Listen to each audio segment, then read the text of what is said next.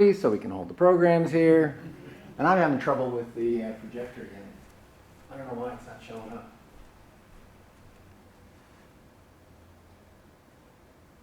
And I should have checked that before it started. Steve, can you give me a hand with the projector unit? It's not showing up for some dumb reason. So that gives me a chance to introduce Lydia, who is here. So we've been working with Peter Fox, Flawless Consulting, and Peter contacted us and started a dialogue, and Lydia shows up. And Lydia is with Design Learning, which is a Peter Block company, and based out of Florida? He is in Cincinnati. He's in Cincinnati. It's a virtual. It's a virtual organization. Yeah. So I just wanted, you want to say just a couple things about what you do? And she knows nothing about the program. She's here to learn and see and correct maybe if I do things wrong. Not at all my intent. We teach what we need to learn, right?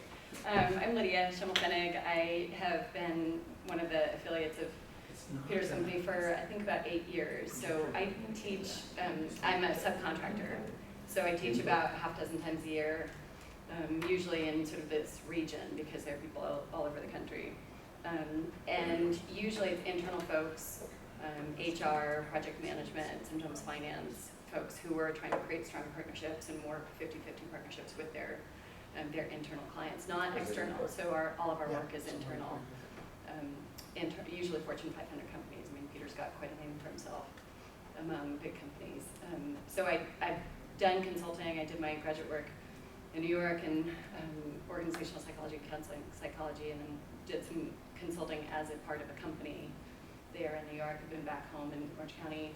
I'm local to Orange County for 10 years and do executive coaching, team building, consulting here as well. So I really do believe that I teach what I need to learn. I love going into organizations and talking about this stuff because it's a good refresher for when I go meet with clients to keep working on the contracting and try to contract for discovery and feedback and all of that. So nice to be here. I'm very excited to just I'm so jazzed to have you here. If I wasn't hopped up from traveling coast to coast twice in the last week, I'd be hopped up anyway. I was in Boston last week. I just flew back Monday and then got on a plane Wednesday and flew back to Washington, D.C. Why go from Boston to Washington, D.C.? That would be too easy. So one of the things that I talked to Peter about, and I talked to him while I was at just before I went to ALC, was they focus on, we're still working on that. He's got it though. I just rebooted my computer and my computer is overloaded. I've got like 10%. You should never load your computer with 10% capacity. It slows everything down. So I've got to clean it. I didn't do that. One of the things for initiatives die within companies. So if you're an internal trainer, an internal talent development specialist, if you only take the role of trainer or only take the role of managing what's assigned to you, a lot of projects will die because there's no carry through, there's no buy-in, there's no way to increase the stakeholders.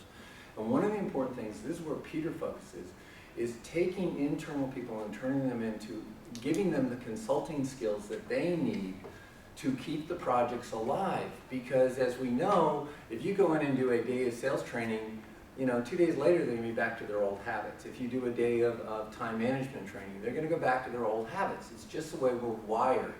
And all the books are supporting this. Habits,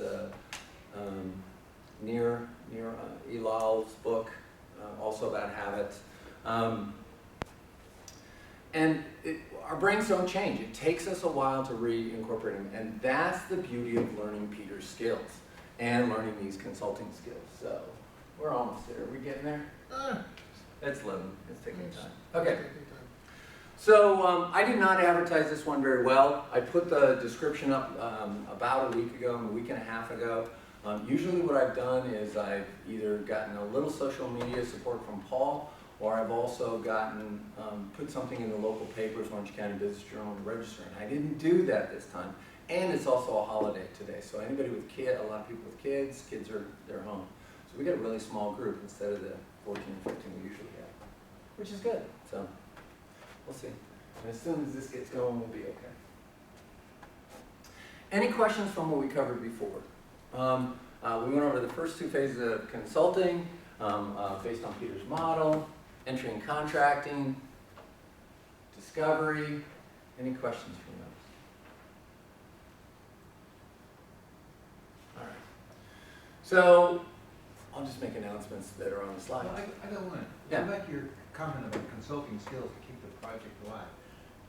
That applies to the consultant, but does it also apply to the learner that using Peter's processes keep the learner involved?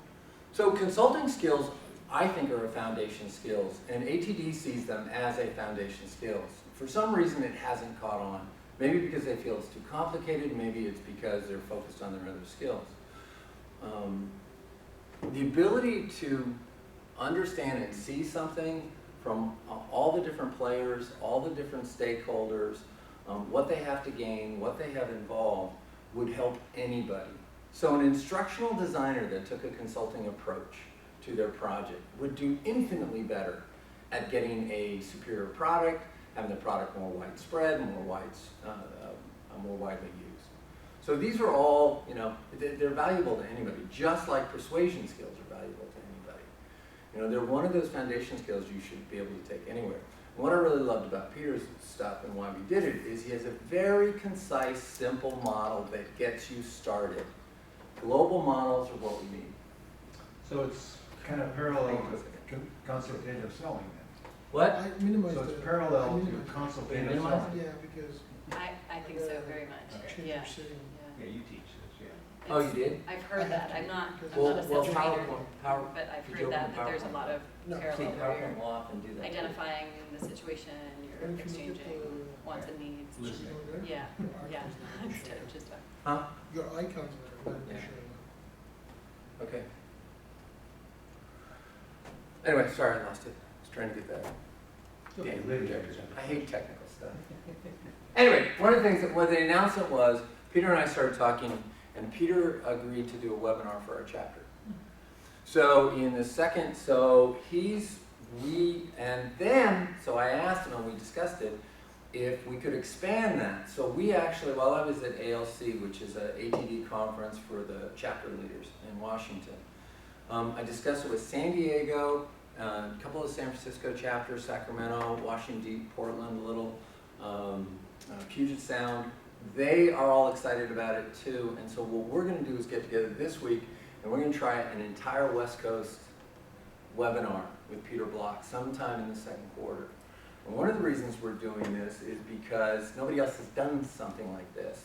People have been playing with it a little at ATD, and we think this is a way to get some of the top name people like John Cotter we might be able to get. Peter's obviously, he's like the grandfather of consulting. Maybe we can get Dan Pink, a few other people that normally would be too much for any one chapter to pull in. Maybe we can do this and give them enough exposure that they'd be willing to donate some time to the chapters, or you know, for a small fee or something like that. So you're thinking WebEx or? Whatever. I don't know, and that's part of the discussion we have to have. What technology are we going to use? How are we going to use it? And how do we make sure that this crap doesn't happen? Set up. So. To clean out your computer. What? It's really, really slow. Oh, it's enormously slow. I may even have some virus in it. So. You want another laptop? No, because my presentation's Oh, on there. oh. So it doesn't matter. I mean, in like an hour and a half, this is going to be a mute point. So here's what I'm going to do. I'm going to go fiddle with this for a few minutes. You know what? You're here. Why don't we use you? You tell me, wait. I actually have my workbook in the car. Oh, well, we'll let you fly solo without a workbook and stuff. I was just trying to think. Sounds way too early. Is there a quick discussion you could just have with them? And what will be a topic? Would you have questions on consulting? Would you have questions on things going on? Would you have working with a client? You have questions on dealing with a client, a problem with the client? Okay, you should be good to go. Ah, Just very start good. your presentation. What'd you do? I had to, like the setting, duplicate the screen Okay. to communicate with the projector. Anybody got a question for Lydia? I need 3 minutes. Can I just tell you guys a funny story? And it's a plug for if Peter does a webinar. Has anybody seen Peter speak or on online? What's your his I heard him speak live and I've been to one of his webinars. have you, yeah. What's his fee? What's his fee? I have no idea. Oh, I thought that's what you said. No, Seen no, him no. speak. Seen him speak. No, seen him speak. I don't know how much he charges. He's actually doing more civic work now than corporate work because he got sort of burned out on corporate and is involved in the Cincinnati youth groups, and I mean, he just wants to make a different kind of impact. But what was your impression of Peter? He's a very low-key person. And he even says in his book, I think at one point, people are surprised because I'm not, like this Mr. Dynamic person. He kind of strikes me as an introvert. Yeah, very. But I loved what he had to say. It was at the Organization Development Network conference in 2009. And he was talking about how communities should be organized and we should have art in our everyday lives. And these incredible whole picture, global things, not focused on little subsystems called business. And the webinar was about a new model of economics, one that assumes abundance instead of scarcity, which if you know anything about economics over as class, the assumption is scarcity. Well, it's like, what does that even look like? So, but he himself is very low key. Yeah. So I guess the thing about Peter Block that made me literally walk up to him in the public workshop that I was taking 8 years ago and say, I gotta work with you. I don't know how, or if you need me, or if I'm qualified, but I need to do this work. Because and this is I guess what's relevant for me still today, is the concept of authenticity that he models, that like nobody I have ever seen to this day.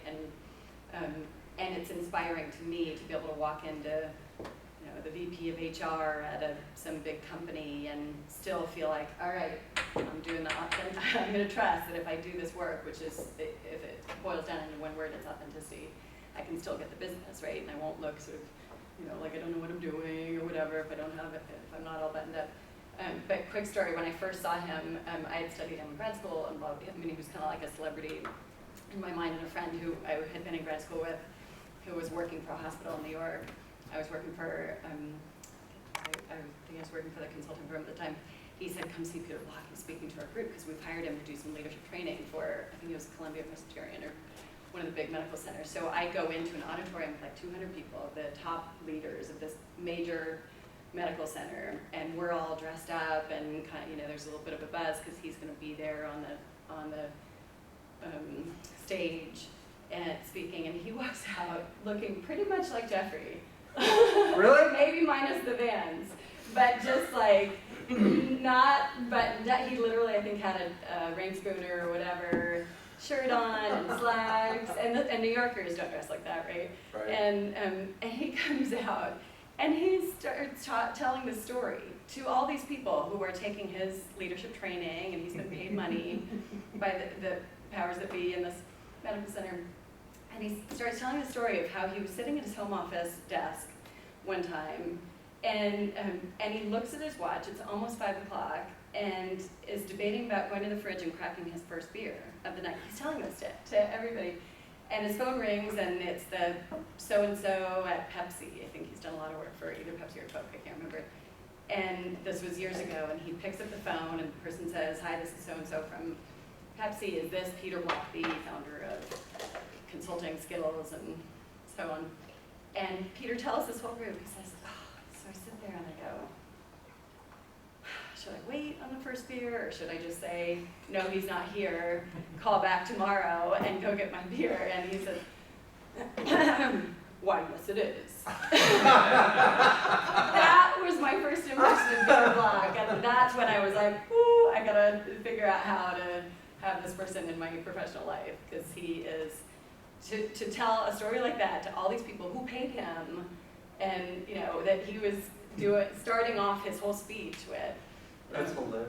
It was mind-blowing. So he, for whatever that's worth, as far as see him if you can. He models, and his conversation with you, we all sort of go, you are a ninja. You are just authenticity and collaboration in a living, breathing form. He Excellent, doesn't thank you. waste his time apparently for money either. There's a story in here about how he withdrew out of an empowerment initiative. He was hired by a big corporate client, and I'm sure he's had one of those. But I swear to you, I found myself wondering. I wonder if it wasn't a company that I worked at that I heard he was coming to talk to senior management. It was about empowerment. And their attitudes, I'll just go ahead and say who it was Xerox. Their attitudes were like, oh, this is a joke, you know, and I was feeling like, do you know who this guy is? And I had just read Stewardship, Choosing Service Over Self-Interest. I will tell you, nobody in that culture was interested in choosing service over self-interest. And then I heard, all of a sudden he was gone. He was part of this initiative and then he was gone, and nobody would say anything about what happened. But then he talked about in here about how he ended up just getting disgusted and quitting, saying, I'm out of here. Because they Put weren't, up with it. yeah, I like it. That's why I like it. A man of principle. yeah, Yeah. exactly. That's good. All right, you want to get your money's worth. We'll cut through this. Thank you very much for doing that. And thank you, that's good. Topics and wine, storyline you're doing Wednesday. Thursday, it's 2 days of storyline. Your membership orientation is coming on November 5th. You don't have to be a new member to attend. You can't, even if you're leaving and going to Colorado, you can attend. Change Leadership SIG is the 10th, and Trainer SIG is at Webster University. Do you know about the one, the next meeting on the 28th? 28th, yeah, Topics, wine, storyline. I'm going to that one, even though I'm not signed up for this one.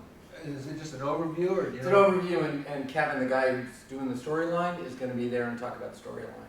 And storyline's an application that if you're not going to use it, that's what the 2 days are about. It's about using it.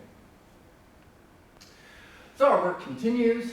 Flawless consulting. Quick review. Definition of a consultant. A consultant is a person who's trying to have influence over a group without any power. And this is what we're trying to get the internal people to understand, is that they don't have any real power. One of the biggest complaints, and Tony, I forgot his name. Who's the head of our damn organization? Oh, Tony Bingham. Bingham. Tony Bingham. So the CEO speaks at the conference and he goes, we've been talking to CEOs, and executives of major corporations, and we keep saying, so you want to hear about ROI? And they're going, well, we don't care about ROI. ROI is not of interest to us. What is of interest to us is innovation. How do we innovate? How do we capture innovation? How do we move innovation forward? How do we stay ahead of the curve? And that's what we should be talking about. And I said, well, Jack Phillips isn't going to be very happy to hear that. So, and I'm going to write an article I'm going to check it with Tony in advance though, just to make sure we don't piss Jack off too much. Jack Phillips has ROI Institute, and he's been shoving ROI, and I've been writing articles since he first published, saying this is a load of crap. This is not what people want to hear. So Jack's gonna love it that I'm coming out again. So this is good. So innovation, and that's what consulting skills are required to get people to innovate, to break, to do things differently. So and this is directed to the internal people. And here are the 5 phases. We've gone over these each time. We've covered entering, contracting, discovery, and dialogue, feedback, and the decision to act, is what we're covering today. So, quick review, entering, contracting, set up the first meeting, explore what the problem is, whether the consultant is the right person to work with on the issue, what the client's expectations are, and what the consultant's expectations are. And that's probably why Peter walked out on Xerox, because they didn't meet his expectations, and you've got to be willing to make those decisions and call those decisions. Discovery and dialogue, develop a sense of the problem, determine who else will be involved in defining the problem, determine methods used, determine the data to be collected. And I know I'm going fast if you're taking notes, and I'll send these to you. Send me a quick email. And determine how much time is needed for data collection. Okay? So, feedback and decision to act. Main points. Report of data collection and analysis. You've got to give a report. Client involvement. Identifying the critical issues, dealing with resistance, and planning the next steps. So, what is involved in how you report the information? How can you report the information? You can do a phone call, you can do a meeting, you can write a paper. How do you do it? How will you make the data manageable? I mean, do you have a lot of data? How are you going to make it stick? How are you going to guide them to see the critical points that they need to see that they may have made blind spots for? Charts, graphs, exercises. And what would be the format of delivery? PowerPoint, discussion, and panel. So if you've worked with a client, what are some of the ways that you've done it? What are some of the ways that you've done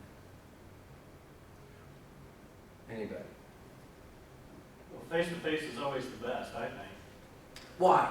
Because What's good about face-to-face? You can read each other and kind of, you know, if it looks like they have questions, maybe you can dig deeper in, or go deeper into why, or explain, or something like that. Okay. And when you do face-to-face, how do you do it? Do you do PowerPoint? Do you do discussion? Have you ever tried a panel? I kind of hate PowerPoint. Decks. It can be useful. It can be useful. I mean, I agree. they do like graphs. But, I don't know, it all depends on the situation. Anybody else? I think a discussion is the best. I mean, as much two-way as possible. Okay. What else? In my work, sometimes we have them take an online assessment, and so we generate a report with the results, and so they've got that in front of them while we're debriefing. All right. So it's discussion and a visual, that they could see what their own people have said. Okay. Very, very good. Anything else? Sounds like a video. Video works too. You know what, Vern? I didn't put that one up there. I saw that. Okay, so would you make me a note, make me a reminder on that? That'd be good, so I can add it to it. Okay. Anything else? Do you know that, so one of the things, when you're a consultant, one of the things you're always doing is you're not just looking at what you want to do, you're looking at the reactions that are going on. So you're constantly looking at the reactions. So you can actually tell a lot about the client, where you're going at each step of the way. And one of the things is if you try and do anything out of the ordinary, if they want to stop you or control you, then they're telling you they want to work in a narrow framework. And that tells you a little bit about your relationship with them and what's going on. So, client we work with in LA, large client, CEO, director brought me in, introduced me to the CEO. The CEO, it was coming out of the COO's budget. The CEO operates, he likes to be the king, and he sits there, and he would have a parade of people waiting to see him all day long. And that's what he, all day long, is he would see people, and then he was a bit of a workaholic, and he'd spend 3 or 4 hours at night tidying up all the clerical stuff that he had to do, signing all the papers and stuff. But he loved this process of people waiting and coming in. So to get him off that process and have a discussion or change that format or have a group discussion was very, very hard because he valued the fact that everybody was coming to see the king. So we wanted to have a different kind of meeting to report the information that we had. And the reason I wanted to have a different meeting is I knew, based on what he told me in our initial interview, I knew there was a problem. And we'll talk about this in a little more detail because we're going to use this as an example. And you guys get to ask me some questions. But he kind of forced us into that meeting. So I knew we had we were going to have a problem with it anyway because he wanted us to just deliver it and have a discussion, a quick 15-minute discussion. So anyway. How do you make data manageable? One of the things we did for another company, we did 250 surveys. 250 surveys of contractors in one area.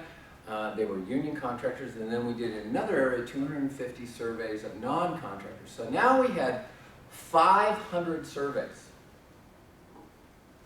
A lot of data.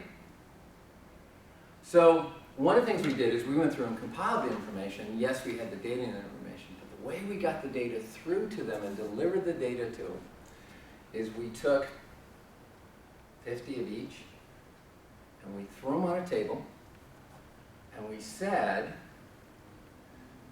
I want you to go through and tell us which are union contractors and which are the non-union contractors. And they started an argument about who was what, and in the end, they said, we can't tell the difference. And I said, do you see part of your problem? Because it's the union that had hired us. You see part of the problem. The nasty things that the non-union contractors had said about unions, so did their own contractors. So they realized the extent of their problem. Didn't matter what graph we showed after that or all the data, that just kind of tied up the whole point of what the problem was and assured that they were going to move ahead. Client involvement. Got to check who the stakeholders are. C-suite, frontline, trainers. How can they be involved? Do you get them involved on the analysis, the presentation, the planning, the exercise? Why would you get your client involved in the presentation? One of the first consulting contracts I had was with Pacific Care. And we called the CFO in to make a presentation of the data to the group. Why would you do that? So we collected the data, we were hired, and then I went and saw the CFO and grabbed the CFO to come in and talk to the group. Why? Authenticity? Authenticity and credibility. All right? They may not have wanted to listen to me, they may not have wanted to listen to the ideas I have, but they sure as hell were going to listen to the guy who's signing their checks.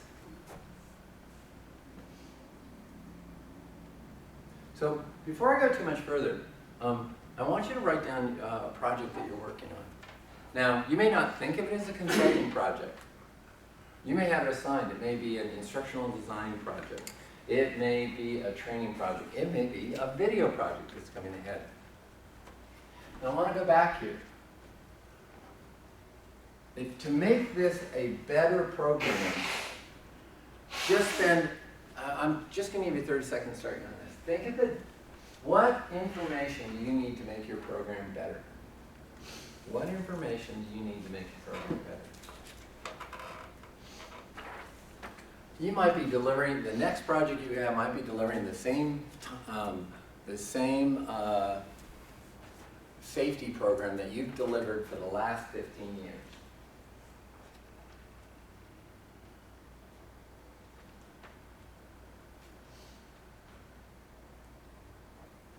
Now, we're talking about reporting information, so what would you report? What would you tell somebody that's important in the organization?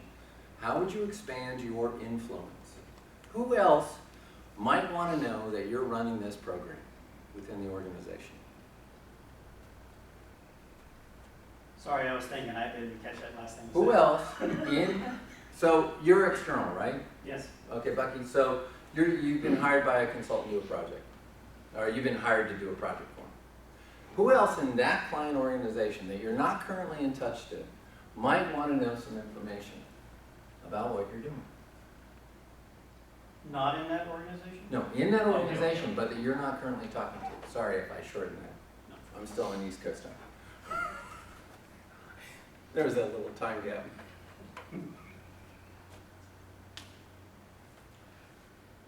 I'm doing a safety project right now for Cox Cable, Okay.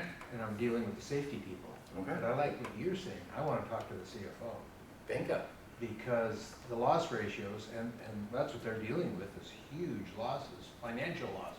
Yeah. So I want to get him involved so he'll convince the safety person that they better spend more money. Right. I'm a salesman, by the way. Exactly. I hadn't noticed. So now because you're doing this, you're working with a group, trusted group. So what's one of the risks of going to somebody else outside that group? Oh, jealousies. So jealousy, they want to keep it in-house. So you've got to think of those information. But what would be the way you could deliver that information that would reduce the risk? That they would, your client, current customer, would almost pass that information along for you.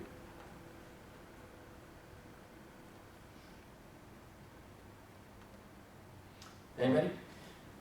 Well, it depends on the level that you're working with, because an executive doesn't care about the quote features, right? It's like, well, so what, right? So what does that get me, right? So you're talking a different language to the higher ups than you are with the front line. So, I mean, I would deal with the training managers, right? Or the instructional designers, and so I'd talk about this is, it would be more features and nitty gritty and stuff like that. So it depends on the level that you're talking to. So you have to tailor it to that audience. Okay, so let's get specific for Vern in this situation and try and visualize what's going on. He's dealing with the safety people. He already has identified who he wants to talk to, which is the CEO. So how could you leverage your current contact? What report or how could you package the information that would almost make the safety people want to carry that to their own CEO? What do the safety people want? Is it safety training? Safety training, yeah. So at the executive level, right, They probably want to listen to what? you're gonna, I mean, you're gonna talk to them about how it's gonna reduce accident rates and, you know, compliance and things like that. Whereas for the instructional staff or the safety team, it's like, well, you don't have to do stand-up instruction anymore. You got this video, so you're gonna, you know, you're gonna save tons of time by having this. Yeah, but what I said to you, or in response to you, I said CFO, not CEO. Okay, CFO, same thing. CFO. It's all So about it's money. It's all about money and saving Right. money. Well, I mean, any of the executive types, I mean, whoever's gonna pay the bill, right? That's who you wanna talk to, obviously. But if the CFO buys into it, believe me, the CEO will. If the Yeah. CFO says, hey, So I'm specifically asking though, what is a way you could package that vehicle to almost make Oh. those safety people want to carry that information up to give you that exposure to the CFO? She's a CFO, okay? She's a CFO. She's writing the check. She's doing everything else. You're 5 steps below her. She doesn't even know your damn name, okay? And you're doing this thing. What do you want from the company? What would make you feel good? So I Think personally now. Don't forget the situation. You work for a company. What do you want from a company? well, at my level, I just do my day in, day out work the way you described it. Yes. So it helps let's me- say that you were smart enough to So- hire Vern. So if Vern Because- gives me a snippet, Of right, a training video, I mean, Vern does videos. Yeah. So a little, he takes something. Forget Vern for a second. What do you want from the company? This is where. Yeah, we're good. Thank you so much, Steve. Just making sure. This is what, see, so Lydia was talking about authenticity. Authenticity is more than being authentic. Authenticity is a state of mind where you just get down to understanding how human beings operate. You're working this company 15 years. What are you dying for? validation, approval? Recognition. Recognition. So how does he get you to carry this to the CEO? Well, he's gotta know what gets me excited, right? So I guess those things that you just. Well, mentioned. you get excited about the It's like- safety program. We'll it's like, assume that you're somewhat hey, engaged. You know what? You implement this training program, you're gonna be the king of the hill, right? So I mean, so that kind of thing where he So talks. A little white paper talking about safety and about those smart people that run the safety and they do this. He could write a thank you letter. He could write a letter of appreciation directly to her to make sure it gets there Okay. and say this is what we're doing. He could give you a white So paper. him as an internal or external? He's external. Okay. He's external. And he goes, he doesn't have to follow the rules. He contacts her and says, look, I just want to let you know, I work with this all the time. This is how my company saves people money. We've been brought into this, okay? Now, he might check that before he sends it, okay? Maybe he takes a risk. Maybe he knows you and does it, and beg for forgiveness afterwards. Or maybe he gives you a white paper and lets you submit it. So you can say, here's a white paper going on that speaks your language, financial language, talks about assets return, safety costs, the cost of an accident, et cetera, et cetera. By the way, remind me, I've got a graph for you from the union about what a $10,000 accident really costs the company. It's like they figured out it's $185,000. CC me. Okay. I mean, well, I'm doing the Okay. same. Well, Good. Okay? So do you get where I'm going with this stuff? So this is what I want you to think. Information is valuable, but it's valuable to people for different reasons. Going along that same line, I always think that my job is to make my client look good to his boss. And that's perfect. Isn't that what you're talking about? That's exactly what I'm talking about. Whatever it is. Correct. And I tell them, that's what I tell them, look, my job is to make you look good. If I'm not getting there, you gotta tell me, communicate. That's my job. What a consultant is a guide. And what's a good guide do? They know where the waterfall is ahead, and they know how to avoid it. They know that you pull over to the side before you get there. What people inside that are internal do, they're very bad at thinking ahead. What are the consequences of this action? How can I leverage this? How can I move this forward? And this is the consultant mentality. And this is what's outlined in stuff. And this is what's outlined in, what Peter's talking about. You used one of the previous slides, you were talking about expectations, yours and the client's expectations. That's huge, of course, is identifying the expectations. But sometimes that might be a way to get to the CEO or the CFO as a consultant, is to talk to your client at management level and say, do you want to run this past the CEO and make sure that it meets his expectations of where the company's going, that sort of thing? Because that's more of an emotional thing, expectations rather than a data thing. Absolutely. Absolutely. Questions, comments, sarcastic remarks? Okay. All right. So then, who are some stakeholders? Who are the stakeholders on your project? Who has a vested interest in this project you're doing? Who has a vested interest in the project you're doing? The safety people. Sure. And you've already identified the CFO as a CFO, vested right. interest. Who else? Well, it affects the technicians. the actual Okay, workers. so put down, so what you do is you make a list of all your different stakeholders. Anybody involved with the project. Sure. This is the prep work you do before you have this meeting. Because this is how you improve your ability to listen to opportunities and what comes up. And this is how you keep projects alive and keep them moving forward. One of the big ones for us with the safety things is getting the area VPs, the area managers, to buy into the program. If they like it, it gets used and it's effective. If they don't buy it, it dies. And so we spend a lot of time communicating with the area people. Okay. People are actually using the materials. Question? All right. Identify the critical issues. Theories on the source of the problem. When you're identifying areas, you're also looking what caused this problem, what created this environment. Okay? Is it a cultural thing? Is it an operational thing? Is it measurement and rewards? At ATD-OC, we, volunteers people would speak up and say, I want to volunteer. And we'd lose them. They'd fall through the cracks. So originally we approached it as an operational issue. Oh, we have to orchestrate. Only one person should handle this. It should go there. But there wasn't a dramatic improvement in what was going on. So I started looking at, well, what are the measurements and rewards for being a volunteer? Well, you commit to a year. You often end up doing a task that everybody forgets you other than the fact you're doing the task. You don't get much recognition other than what Kathleen has created for the recognition. And you're in it for almost an indefinite, it's like a lifetime sentence. So what we did is I tried an experiment and we created committees. 2 months, start to finish, short-term project, 10 to 15 hours, we announced it that way.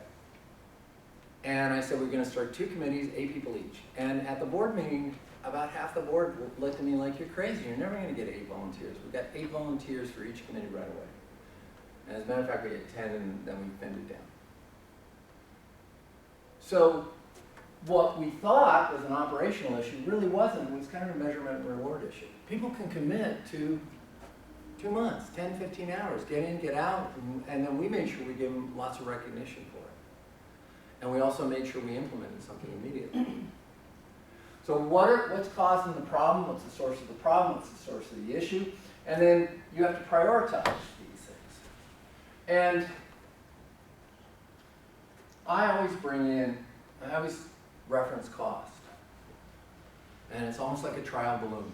You're trying to get, what are the resources you have to, how big of a bite do you want to take on these things? Where should we start? How should we do that? And we use this to help prioritize.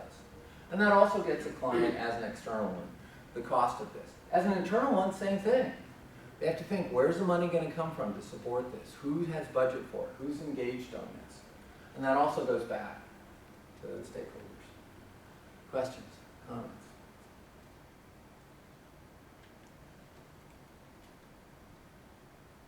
So dealing with a client, first you have to understand the clients, how they're measured. That's really important, how they're measured. It's one of the first things I try and find out whenever I get hired. How are they being measured? How do they get rewarded? What are the things that are in the fact check? The COO, how did he get how was he going to measure the project, or how was he measured? He was measured by the board, and the board wanted to see a result. Now, I actually made a mistake. I didn't find out why he was so interested in what the board. I caught a glimpse of it, and I didn't ask the question, and it bit me in the ass later on. Emotional needs, what they need. His emotional needs. He wanted to be a king. So you're saying, how is the person that you're talking to, your client, how are they measured by their boss? Uh-huh. Yeah, that's interesting. Again, I'll go back to safety. I assume it would be a reduction in losses, and I don't think that's the case in this situation. Uh-uh. No, not at all. They probably have an annual review.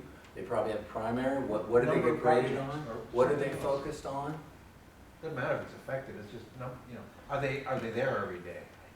Yeah. What do they get yelled at for? What do they get checked for? What questions do they get asked? What's on their annual review paperwork, probably?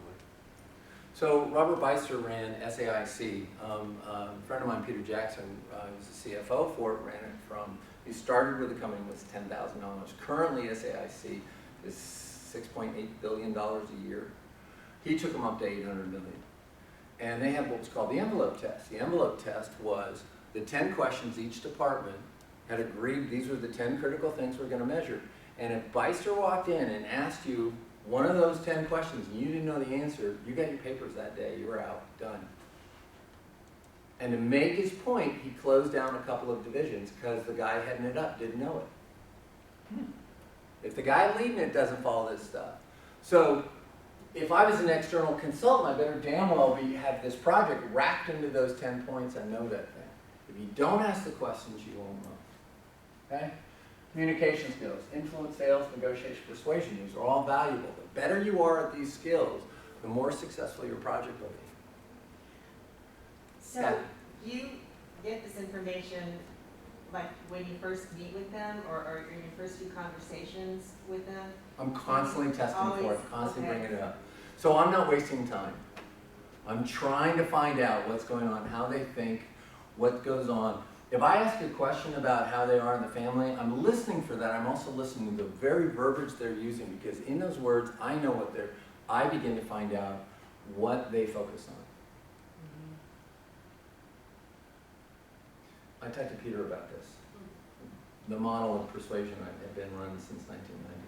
So, and at some point we're going to talk more about it, see if it incorporates into what his model and what they're doing. Because it's a great model and I think I'll love it. And I'm ready to release it instead of holding on to it. So.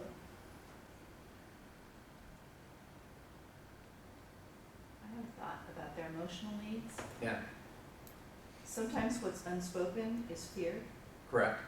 How do you surface that? What are some techniques that you have found to surface that in a non-threatening way? Or is there a non-threatening way? There is. There are all kinds of non-threatening ways. Now, I'm more direct, and part of the reason I can, if I act goofy or do something or fall down,